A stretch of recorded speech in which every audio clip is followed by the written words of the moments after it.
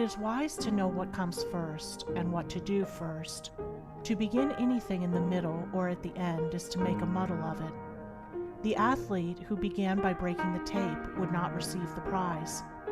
He must begin by facing the starter and toeing the mark, and even then a good start is important if he is to win. The pupil does not begin with algebra and literature, but with counting and ABC. So in life, the businessmen who begin at the bottom achieve the more enduring success, and the religious men who reach the highest heights of spiritual knowledge and wisdom are they who have stooped to serve a patient apprenticeship to the humbler tasks, and have not scorned the common experiences of humanity or overlooked the lessons to be learned from them.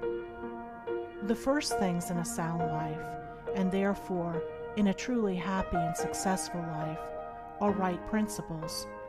Without right principles to begin with, there will be wrong practices to follow with, and a bungled and wretched life to end with.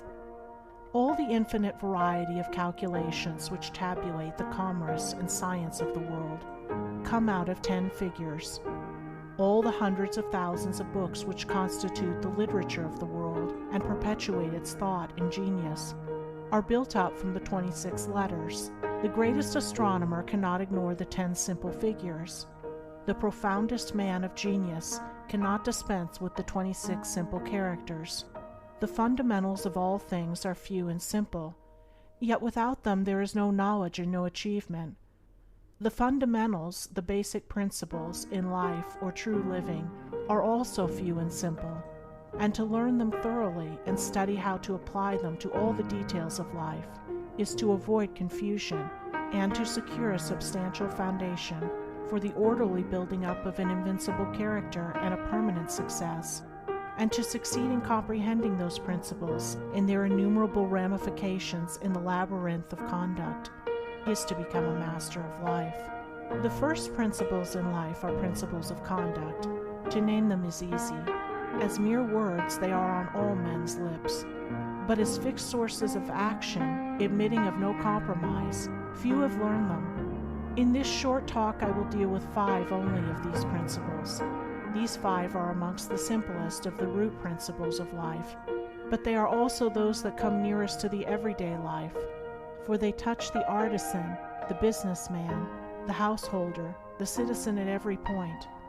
No one of them can be dispensed with but at severe cost, and he who perfects himself in their application will rise superior to many of the troubles and failures of life, and will come into these springs and currents of thought which flow harmoniously toward the regions of enduring success. The first of these principles is duty. A much hackneyed word, I know, but it contains a rare jewel for him who will seek it by assiduous application. The principle of duty means strict adherence to one's own business, and just as strict non-interference in the business of others. The man who is continually instructing others, gratis, how to manage their affairs, is the one who most mismanages his own. Duty also means undivided attention to the matter in hand, intelligent concentration of the mind on the work to be done. It includes all that is meant by thoroughness, exactness, and efficiency. The details of duties differ with individuals, and each man should know his own duty better than he knows his neighbor's, and better than his neighbor knows his. But although the working details differ, the principle is always the same. Who has mastered the demands of duty? Honesty is the next principle.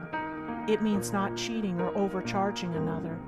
It involves the absence of all trickery, lying, and deception by word, look, or gesture.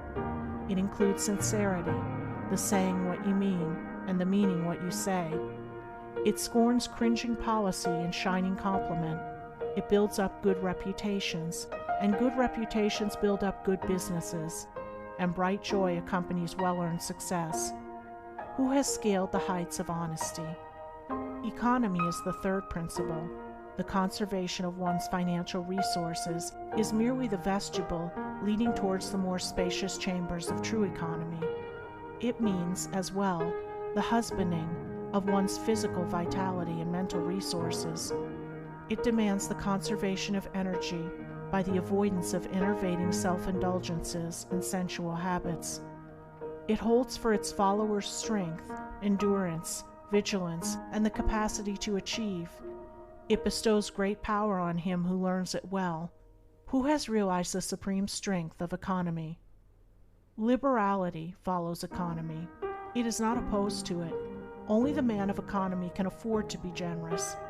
The spendthrift, whether in money, vitality, or mental energy, wasted so much on his own miserable pleasures as to have none left to bestow upon others. The giving of money is the smallest part of liberality. There is the giving of thoughts and deeds and sympathy, the bestowing of goodwill, the being generous towards calumniators and opponents. It is a principle that begets a noble, far-reaching influence. It brings loving friends and staunch comrades, and is the foe of loneliness and despair. Who has measured the breadth of liberality? Self-control is the last of these 5 principles, yet the most important. Its neglect is the cause of vast misery, innumerable failures, and tens of thousands of financial, physical, and mental wrecks. Show me the businessman who loses his temper with a customer over some trivial matter, and I will show you a man who, by that condition of mind, is doomed to failure.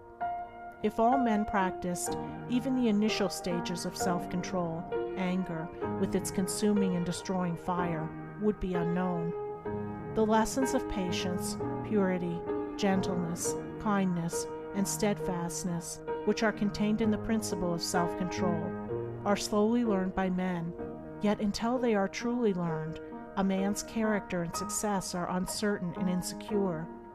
Where is the man who has perfected himself in self-control? Where he may be, he is a master indeed.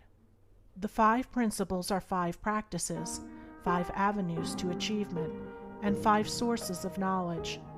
It is an old saying and a good rule that practice makes perfect, and he who would make his own wisdom, which is inherent in those principles, must not merely have them on his lips, they must be established in his heart.